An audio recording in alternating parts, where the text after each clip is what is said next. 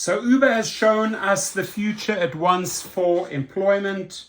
With a new bill, gig economy companies aren't just targeting their own workers, they're coming for everyone. Oh shit, they're coming for everyone. That doesn't sound good. All right, let's dive into this one, my friends. Ever since Uber and Lyft successfully bankrolled Proposition 22 in California, a ballot measure that carved gig workers out of traditional employment and all the rights and protections it conveys, those companies and others have been trying to replicate the victory in other states.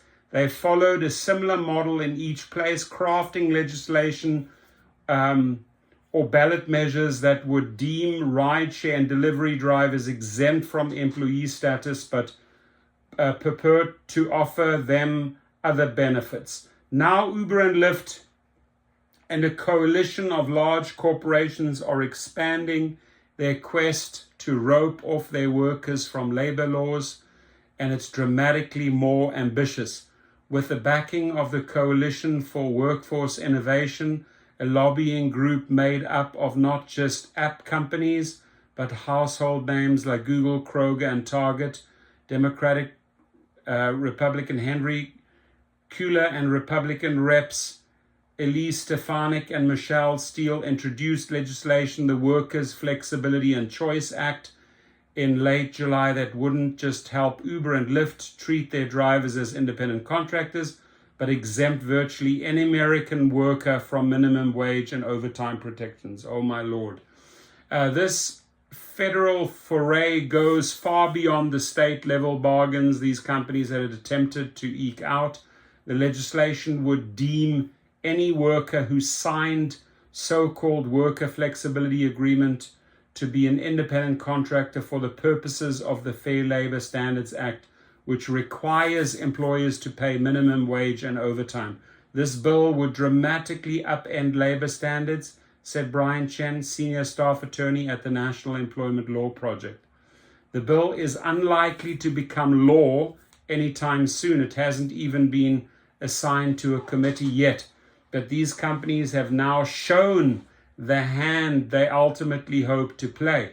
The argument that app companies needed a new labor model for a new kind of work fades away when their new model applies to any and every American worker. They've shown that their ambitions are not just to exempt gig workers from employment law, which they claim is necessary to preserve their workers' flexibility, but to allow any employer to wash their hands of labor standards.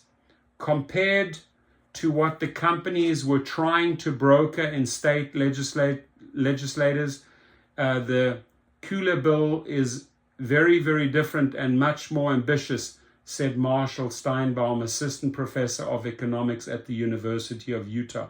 The ultimate goal is still the same: to classify certain workers as independent contractors, not as employee, but instead of narrowly tailoring it to so-called gig workers, Uber drivers, DoorDash, and the like, this bill would apply to any worker in any industry who signed such an agreement.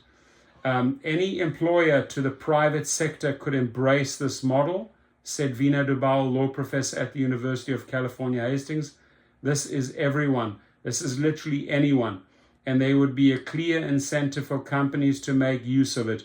Without the requirement to pay at least minimum wage, employers could pay as little as they wanted, devoting less of their profits to their workforces.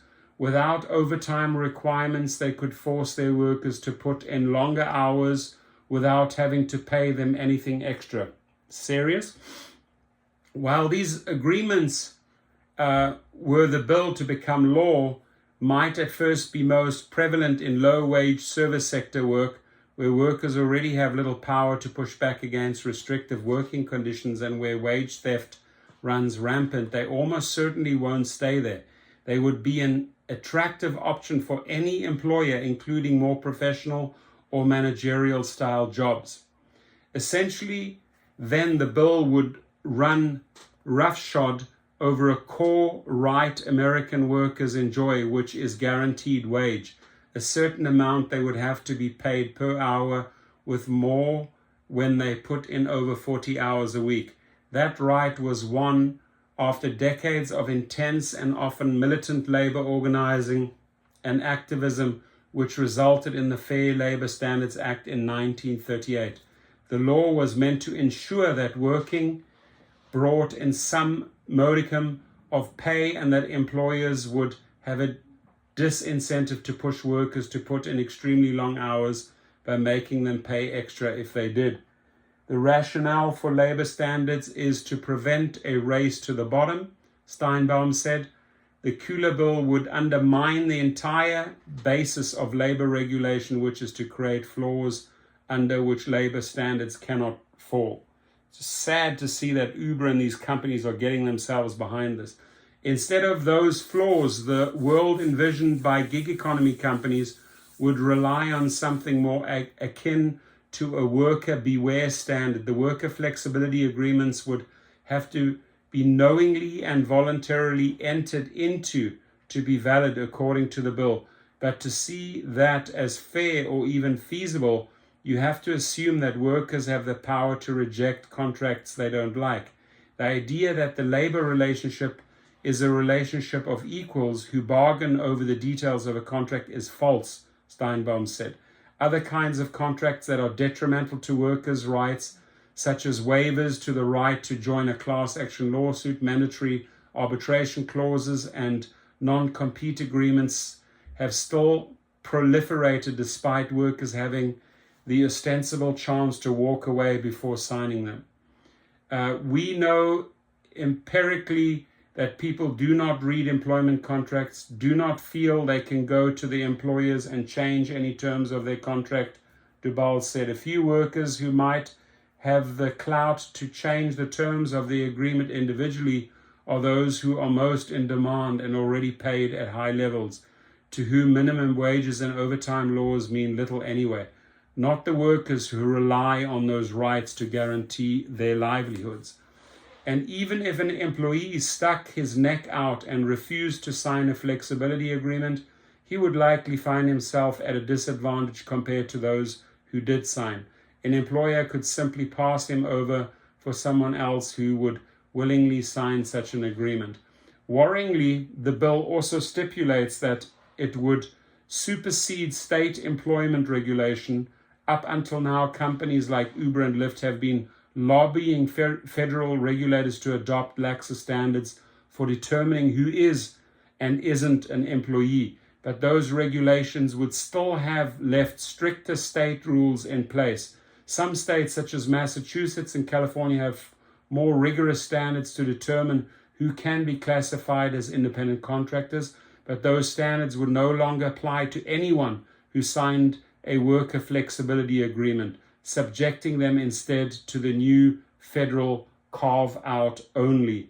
Workers would also get a lot less in the deal envisioned by this legislation. In California, Proposition 22 promised that workers would get health care benefits, a minimum earnings guarantee, and occupational accident insurance. Although workers have claimed that none of those have panned out as promised, deals in New York and Connecticut would have allowed the workers to collectively bargain for better conditions through sectoral bargaining, although New York's version would also have taken away some basic rights such as eligibility for unemployment insurance. The ballot measure in Massachusetts claimed that it would have set base pay of at least $18 an hour, although when time spent for passengers was taken into account, it would likely have been far less. None of those promises is made in this legislation.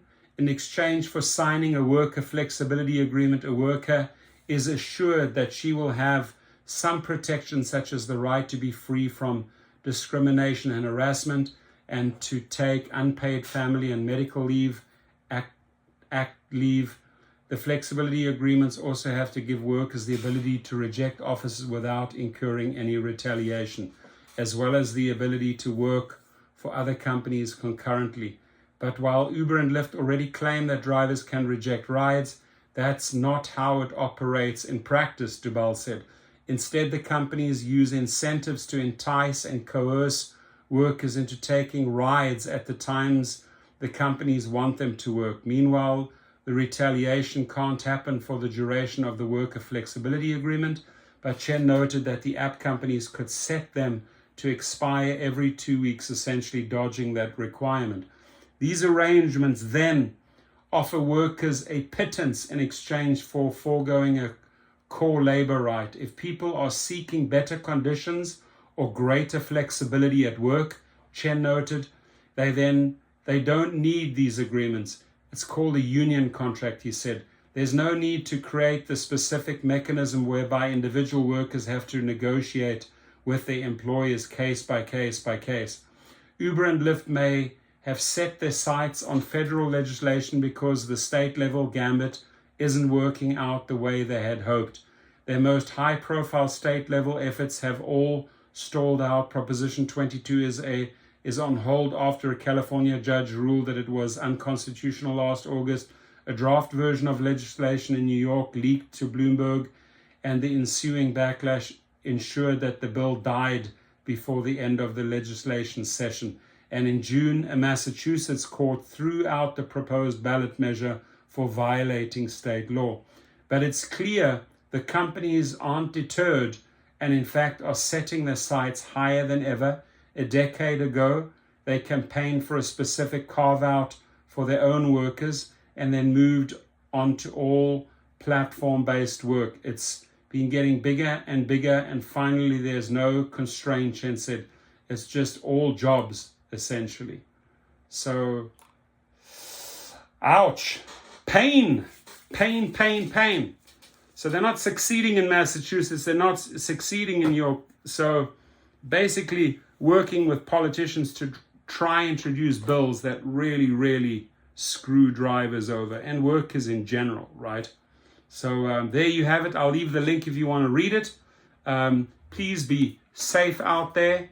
Have a great day and share the video and hit the like button. Thank you.